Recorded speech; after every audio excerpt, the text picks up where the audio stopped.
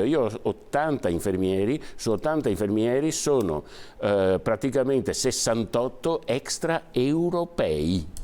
Io ogni giorno sono in call ieri ero col Perù, per dire, perché mi sto occupando del fatto che vorrei far venire in Italia dal Perù non più infermieri, operatori sociosanitari. Perché operatori sociosanitari? Perché i corsi che ci sono non sono frequentati dagli italiani. Perù, India, Argentina, Brasile, Santo Domingo. Per popolare di personale le case di riposo della Marca è partita l'operazione reclutamento. A chi arriva sono offerti corsi di italiano e un aiuto alla residenzialità per i primi mesi. Parla di piano Marshall per gli anziani Giorgio Pavanna, direttore ISRA, arrivando anche a profetizzare una marcia su Roma. Bisognerà fare una nuova marcia su Roma, probabilmente di tipo diverso, non lo so. Bisognerà fare questo, portare milioni di anziani non autosufficienti davanti ai ministeri, davanti alle regioni e lasciarli là, curateli voi.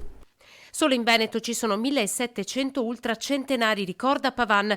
Il 50% degli ultra 65 anni abita da solo. Il lavoro c'è, ma i concorsi vanno deserti. Il 70% degli infermieri che lavorano nelle RSA è migrato nelle aziende sanitarie e dalle aziende sanitarie stanno migrando nelle cooperative col famoso budget, cachet, gettone, perché prendono più soldi. Allora che cosa facciamo?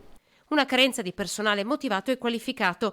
Il caso della casa di riposo di San Donà, comune di residenza di Pavan, ha gettato, conferma il direttore, un'ombra sulla residenzialità per gli anziani. Diversi nel tempo sono stati nelle sue strutture i casi di operatori mandati via. Fondamentali allora si rivelarono le segnalazioni da parte del personale in servizio. Noi il 20-25% delle persone che andiamo ad assumere vanno, concludono il loro percorso nei primi 2 mesi di lavoro, cioè nel periodo di prova. E a me capita di avere segnalazioni e sulle segnalazioni intervengo immediatamente, convoco, avvio procedimenti disciplinari, faccio le verifiche.